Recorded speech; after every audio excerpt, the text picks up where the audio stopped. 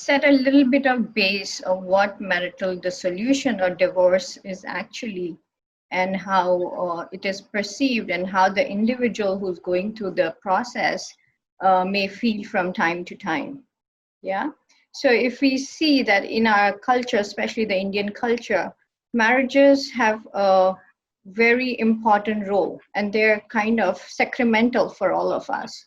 A lot of effort is being put into the marriages, organizing a marriage, and a lot of emphasis is put on, I mean, now it's changing, put on making it work. But when two individuals goes through this process of divorce or marital dissolution, it actually becomes a life-changing event. Not only life-changing for the couple, but actually the parents, the families on both sides, and more if there are kids involved. So it has a bigger impact. And every individual involved in this process, directly or indirectly, would react differently.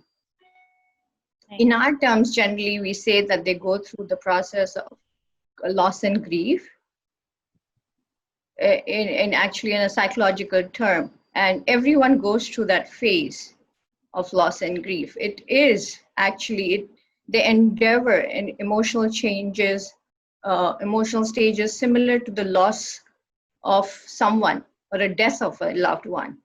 So there are 5 stages of grief and loss, which everyone goes through, which includes denial, anger, bargaining, depression, which is sadness, not a clinical depression, before they reach the final stage, which is acceptance.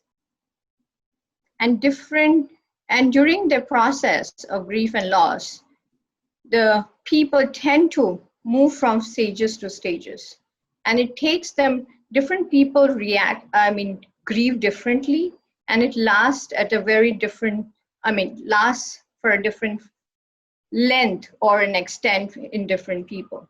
Some would grieve for 2 months, some 6, some take years to come out of the grieving process. And why couples grieve is because there is an emotional connection. They have been bonded for many years or few years, or there are other modes of connection. There is basically an emotional connection of some sort. So letting that go is very, very difficult. Over the time in a marriage, you develop codependency, which is again leads it very difficult to grieve that process, because all of a sudden you're like left on your own. Yeah, and the third is lifestyle change. So when a couple is together, there's a certain lifestyle that they get used to. But when there is an individual and that this relationship breaks, so the family is divided into 2 sets of family structures. So there is possibility, or there actually does happen that the lifestyle changes. For one person, one partner, the lifestyle actually might get better, whereas the other, it might deteriorate. So all these 3 factors makes it difficult for people to grieve. And that's why the extent or the period for which they grieve varies in different individuals. Okay. Yeah.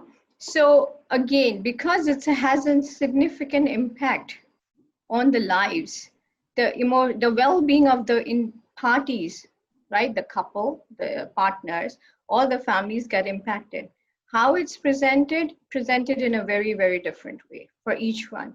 Some would, experience anxiety, worries. Some would have depression. Some would have had issues with substance abuse, and which again makes it very difficult for them in the process. If there are kids involved, this becomes very difficult. Then there's difficulty with the work-life balances. There's difficulty in child rearing. Who takes the responsibility? If one of the partners is not functioning, then what really happens?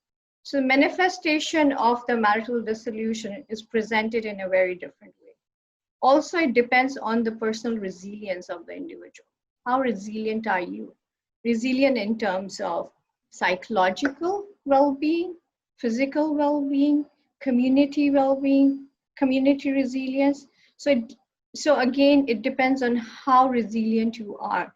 And based on that is how impacted will you be. And what will it look like? What will your mental health look like after such a big life-changing event in your life?